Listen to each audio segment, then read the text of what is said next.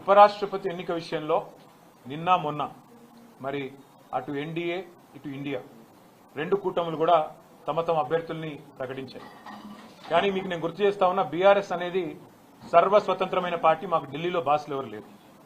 మాకు ఢిల్లీలో ఏ బాసు లేడు. మాకు ఏ పార్టీ కూడా మా బాస్ కాదు. మాకు ఎవరైనా బాసులు ఉన్నారు అంటే తెలంగాణ ప్రజలే మా బాసులు తప్ప మాకెవరు ఢిల్లీలో పెద్దలు మాకు ఆజ్ఞాపించే వాళ్ళు, మమ్మల్ని ఆదేశించే వాళ్ళు ఎవరు లేరు. మేము మా పార్టీకి ఇంతవరకు ఎవరు కూడా సంప్రదించలేదు. ఈ అభ్యర్థి కానీ ఆ అభ్యర్థి కానీ ఈ కూటమి కానీ ఆ కూటమి కానీ ఎవరు కూడా మమ్మల్ని సంప్రదించలేదు, మమ్మల్ని అడగలేదు. మేము కూడా ఒక పార్టీగా కేవలం మీడియాలో చూసిందే తప్ప ఉపరాష్ట్రపతి ఎన్నిక జరుగుతుందని మాకు ఇంతవరకు ఎవరు కూడా సంప్రదించింది లేదు, ఎవరు కూడా అడిగింది లేదు. పార్టీగా ఇంకా టైం ఉంది, సెప్టెంబర్ 9 ఎన్నిక కాబట్టి కూర్చొని ఆలోచించుకొని మేము ఎలక్షన్ తేదీ నాటికి మా వైఖరి ప్రకటిస్తాం.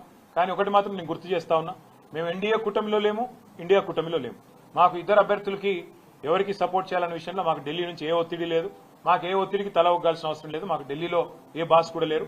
మేము తెలంగాణ ప్రజల మూడుకు అనుగుణంగా, తెలంగాణ ప్రజల ఆకాంక్షలకు అనుగుణంగా, ఇక్కడ ప్రజల ప్రయోజనాలకు అనుగుణంగా, రాష్ట్ర ప్రజల ప్రయోజనాలకు అనుగుణంగా ఏ నిర్ణయమైనా తీసుకుంటాం తప్ప మేము ప్రస్తుతానికైతే ఏ నిర్ణయం కూడా తీసుకోవాలి.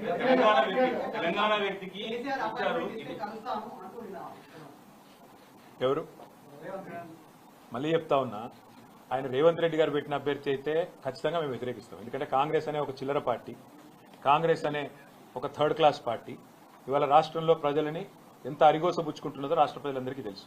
మరి అట్లాంటి థర్డ్ క్లాస్ ముఖ్యమంత్రి, థర్డ్ క్లాస్ పార్టీ పెట్టిన అభ్యర్థిని మేము సమర్థిస్తారని మీరు ఎట్లా అనుకుంటారు? నాకు అర్థం కాదు. ఇంకోటి, ఇవాళ జరుగుతున్నది ఏంటంటే ఒక డ్రామా. ఉపరాష్ట్రపతి ఎన్నికల విషయంలో డ్రామా.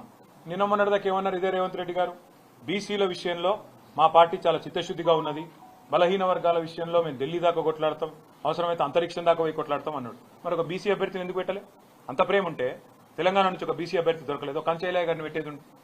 తెలంగాణ నుంచి ఒక బీసీ అభ్యర్థిని పెట్టి ఇగో ఇది మా చిత్తశుద్ధి అని చెప్పుకునేది ఉండే. అంటే బీసీల మీద ప్రేమ మాత్రం నోట్లోనే ఉంటుంది.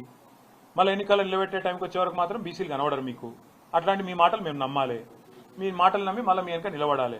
నేను అడుగుతానమ్మా, మీరేమైనా మెహర్బాన్ చేస్తుండ్రా? మాకు మేము సర్వస్వతంత్రమైన పార్టీ. మేము డెఫినెట్గా ఎన్డీఏలో లేము, ఇండియాలో లేము. మేము మా మోడీ మా బాస్ కాదు, రాహుల్ గాంధీ మా బాస్ కాదు. తెలంగాణ ప్రజలు మా బాసులు. వాళ్ళ ఆలోచనకు అనుగుణంగా, వాళ్ళ అభిప్రాయానికి అనుగుణంగా మా నిర్ణయం ఉంటుంది. ఇక్కడ ఒకటి మాత్రం వాస్తవం, రెండు పార్టీలు దొందు దొండేనండి. కాంగ్రెస్ బీజేపీ రెండు కూడా దొందు దొందే. తెలంగాణను ఇద్దరు కూడా ముంచినోళ్లే. 11 ఏళ్లు బీజేపీ ఏం చేయలే, 2 సంవత్సరాలకు 20 నెలలుగా కాంగ్రెస్ ఏమీ చేయలే, ఇచ్చిన ఒక్క మాట నిలబెట్టుకోలే. ఆ ఇద్దరు అభ్యర్థులను మేము అంత సీరియస్ గా తీసుకోవాల్సిన అభిప్రాయం ఆలోచన ఉంటుందని నేనైతే వ్యక్తిగతంగా అనుకోను. కానీ పార్టీగా, ఎందుకంటే నా ఒక్కడ అభిప్రాయం పార్టీ అభిప్రాయం కాదు, పార్టీగా మేము కూర్చుని ఆలోచించి డెఫినెట్ గా మా ఎమ్మెల్యేలు ఉన్నారు, మా ఎంపీలు ఉన్నారు, మా ఎమ్మెల్సీలు ఉన్నారు, మా ఇన్ఛార్జీలు ఉన్నారు, మా స్టేట్ కమిటీ ఉంది. అందరం అవసరమైతే పెద్దలు కేసీఆర్ గారితో మా అభిప్రాయాలు చెప్పి ఒక పార్టీగా నిర్ణయం తీసుకుంటాం. వ్యక్తిగతంగా నేను అనుకోవడం మాత్రం రెండు కూడా దొందు దొందే. కాంగ్రెస్ బీజేపీ రెండు దొందు దొందే. రెండు తెలంగాణకు పనికొచ్చే పార్టీలు కాదు, రెండు ఢిల్లీ పార్టీలే. వాటిని పట్టించుకోవాల్సిన అవసరం కానీ, వాటి రాజకీయం గురించి ఆలోచించాల్సిన అవసరం కానీ లేదు అనేది వ్యక్తిగతంగా నా అభిప్రాయం.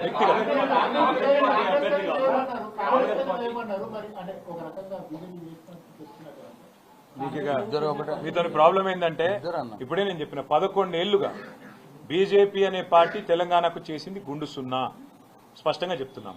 ఇప్పుడు 20 నెలలుగా కాంగ్రెస్ పార్టీ తెలంగాణ ప్రజలకు కొట్టింది గుండు, ఇచ్చింది గుండు సున్నా. ఇది వాస్తవం. ఇవాళ యూరియా షార్టేజ్ ఉన్నది. ఎవరు బాధ్యులండి? కాంగ్రెస్ బీజేపీ కాదా? కేంద్రంలో ఉన్న బీజేపీ, రాష్ట్రంలో ఉన్న కాంగ్రెస్. మరి రెండు దౌర్భాగ్య పార్టీల వల్ల తెలంగాణలో 70 లక్షల మంది రైతులు వానల్లో తడుస్తూ ఎరువుల కోసం ఎండుతుంటే వీళ్ళకి మాత్రం ఎలక్షన్ రాజకీయాలు కావాలి. ఎలక్షన్ కావాలి, కలెక్షన్ కావాలి, ప్రైవేట్ మార్కెటింగ్ చేయాలి, బ్లాక్ మార్కెటింగ్ చేయాలి. ఇదే దందా. అందుకే అంటున్నారు రెండు దొందు దొందే. నా వ్యక్తిగతమైన అభిప్రాయం ఒక వ్యక్తిగా, రెండు పార్టీలు కూడా మనకు తెలంగాణకు చేసిందేమీ లేదు, పట్టించుకోవాల్సిన అవసరం లేదని నా వ్యక్తిగత అభిప్రాయం. పార్టీగా మేము ఎన్నిక డేట్ దగ్గరకు వచ్చినాడు నిర్ణయం తీసుకుంటాము, అప్పుడు మాట్లాడతాం.